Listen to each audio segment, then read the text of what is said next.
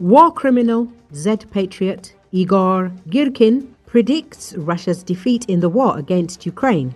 His letter was published by his comrades. According to the war criminal, Russia's situation has deteriorated significantly recently. One of the main reasons for the deterioration, in his opinion, is Ukraine's regular strikes on Russian military facilities deep in the rear. While the Russian army is being erased in battles for deserted villages, Ukraine is successfully solving the problem of weakening its enemy.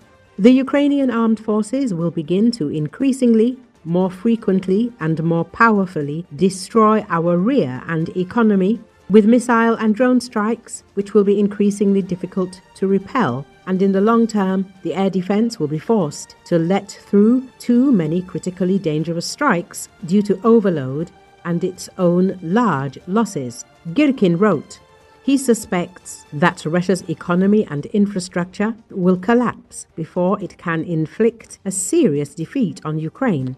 If we cannot achieve a decisive turning point at the front in the very near future, we will face the collapse of the rear and military defeat. The war criminal wrote, he is confident that without a new large-scale mobilization, Russia's chances of winning this war are zero. Girkin has been a vocal critic of Russian President Vladimir Putin's war in Ukraine and has long condemned Russia's troops' performance since the invasion began in February 2022.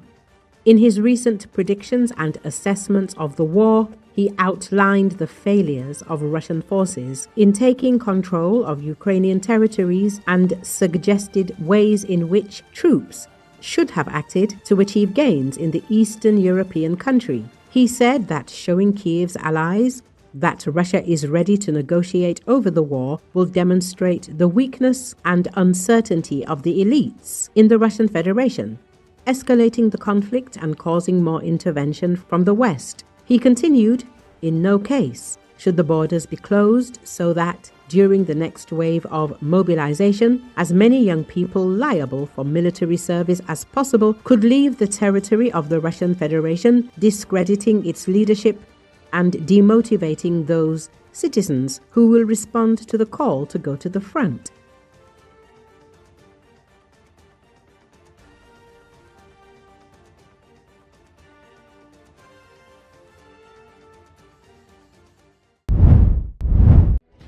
The U.S. has begun evacuating non-essential personnel and family members from its embassies and military bases in the Middle East in light of escalating tensions with Iran. The move follows President Donald Trump's accusation that Tehran is slow-walking negotiations. Based on our latest analysis, we decided to reduce the footprint of our mission in Iraq, the State Department said in an emailed statement to the media. Reuters cited a U.S. official as saying that voluntary departures had also been authorized at the embassies in Kuwait and Bahrain. So, United States is on high alert over concerns that Israel might launch a strike on Iranian nuclear facilities, the Washington Post reported.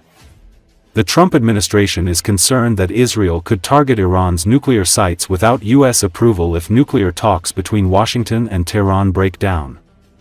Amid these fears, heightened tensions have emerged as hopes fade for President Trump to reach a deal with Tehran to limit Iran's nuclear program and prevent another major conflict in the Middle East following the Israel-Hamas war.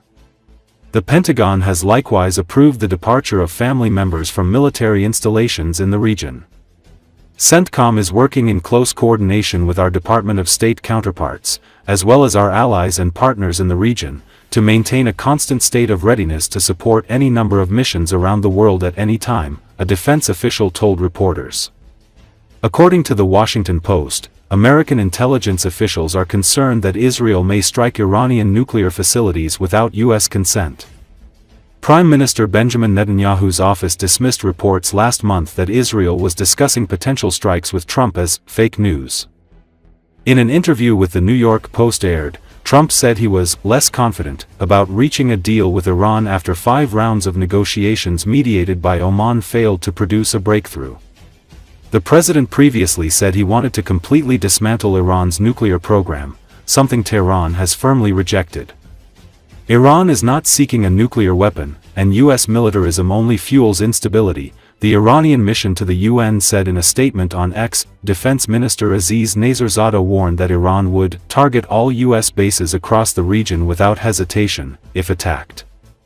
The Iranian military discussed a possible response to the Israeli attack. New York Times reported this, citing an Iranian official. Tehran reportedly has prepared a plan for an immediate counterattack using hundreds of ballistic missiles. It should be noted that U.S. media have received information from Washington that Israel is ready to conduct a military operation against Iran.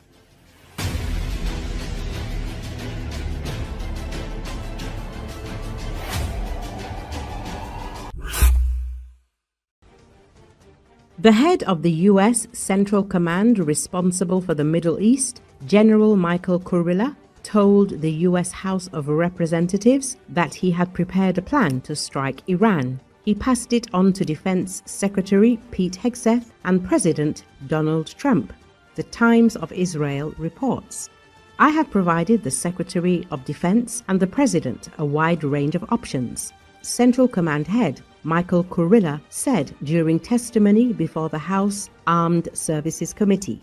Kurilla was responding to Representative Mike Rogers of Alabama, the chairman of the committee, who asked if CENTCOM was prepared to respond with overwhelming force if Iran does not permanently give up its nuclear ambitions.